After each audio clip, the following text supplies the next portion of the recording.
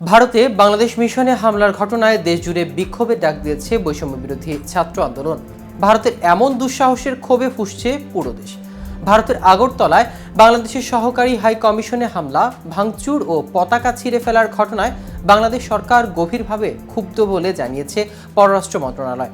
সোমবার বাংলাদেশের পররাষ্ট্র মন্ত্রণালয়ের এক সংবাদ বিজ্ঞপ্তিতে এ তথ্য জানানো হয়। এদিকে এই ঘটনার প্রতিবাদে বিক্ষোভ মিছিলের ডাক দিয়েছে বৈষম্য বিরোধী ছাত্র আন্দোলন। কিন্তু কখন এবং কিভাবে বাংলাদেশ কমিশনে এই হামলা ঘটনা ঘটেছে এবং এই ঘটনার সাথে মূলত কারা জড়িত তা নিয়ে বিস্তারিত থাকছে আজকের প্রতিবেদনের বাকি অংশে।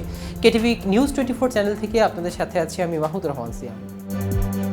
পররাষ্ট্র মন্ত্রণালয়ে এক সংবাদ বিজ্ঞপ্তিতে জানানো হয়েছে, প্রাপ্ত তথ্য চূড়ান্তভাবে প্রমাণ করে যে পূর্বপরিকল্পিতভাবে বাংলাদেশের সহকারী কমিশনের প্রধান ফটক ভেঙে বিক্ষোভকারীদের সেখানে ঢুকতে দেওয়া হয়। বিজ্ঞপ্তিতে উল্লেখ করা হয়, এই প্রক্রিয়ায় স্থানীয় আইন প্রয়োগকারী সংস্থা সদস্যের উপস্থিতিতে তারা পতাকার খুঁটি ভাঙচুর করে, বাংলাদেশের জাতীয় পতাকার অবমাননা করে এবং সহকারী হাই কমিশনে অভ্যন্তরে সম্পত্তির ক্ষতিগ্রস্ত করে।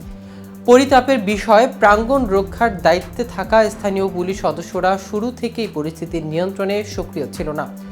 পররাষ্ট্র মন্ত্রণালয় জানিয়েছেন, আগরতলায় বাংলাদেশের সহকারী হাই কমিশনের সব সদস্য গভীর নিরাপত্তাহীনতায় ভুগছেন।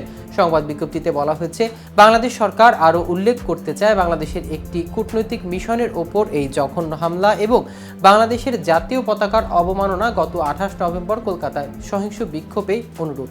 সবশেষে বিজ্ঞপ্তিতে বলা হয়, যেহেতু কূটনৈতিক মিশনগুলোকে যে কোনো ধরনের অনুপ্রবেশ বা ক্ষতি থেকে রক্ষা করা ওই দেশের সরকারের দায়িত্ব, তাই ভারত সরকারকে এই ধরনের ঘটনা মোকাবেলায় অবিলম্বে ব্যবস্থা নেওয়ার আহ্বান জানায় বাংলাদেশ সরকার। পাশাপাশি এই ঘটনার পুঙ্খানুপুঙ্খানু তদন্ত, ভারতের বাংলাদেশের কূটনৈতিক মিশনের বিরুদ্ধে আর কোনো সহিংসতার প্রতিরোধ করা এবং কূটনৈতিক ও অকূটনৈতিক সদস্যদের নিরাপত্তা এবং তাদের পরিবারের সদস্যদের নিরাপত্তা নিশ্চিতে ভারতের প্রতি আহ্বান জানিয়েছেন বাংলাদেশ। সোমবার দুপুরে ভারতের উত্তর পূর্বাঞ্চলীয় রাজ্য ত্রিপুরায় উত্তর আগরতলায় বাংলাদেশের সহকারী হাই কমিশনে হামলার ঘটনা ঘটে। একটি হিন্দুবাদী সংগঠনের সমর্থকরা এই হামলা চালান বলে প্রত্যক্ষদর্শী সূত্রে জানা গেছে।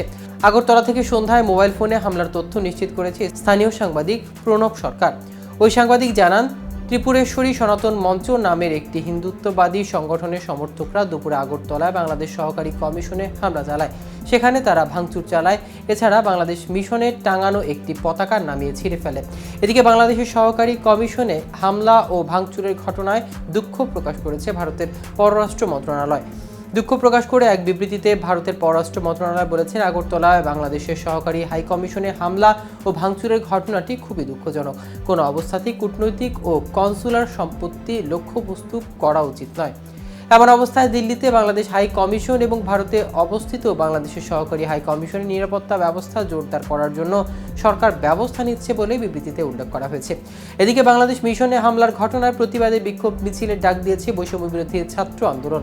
সংগঠনটির আহ্বায়ক হাসনাত আবদুল্লাহ বিকেলে তার ফেসবুক পোস্টে এই মিছিলের তথ্য জানান। তিনি বলেন, ভারতের আগরতলায় বাংলাদেশের মিশনে হামলার প্রতিবাদে রাত 9টায় রাজু ভাস্কর্য থেকে বিক্ষোভ মিছিল অনুষ্ঠিত হবে। দর্শক, আজ এ পর্যন্তই। সারা দেশে নিত্য নতুন সকল আপডেট পেতে কেটিভি নিউজ 24 এর সাথে থাকুন।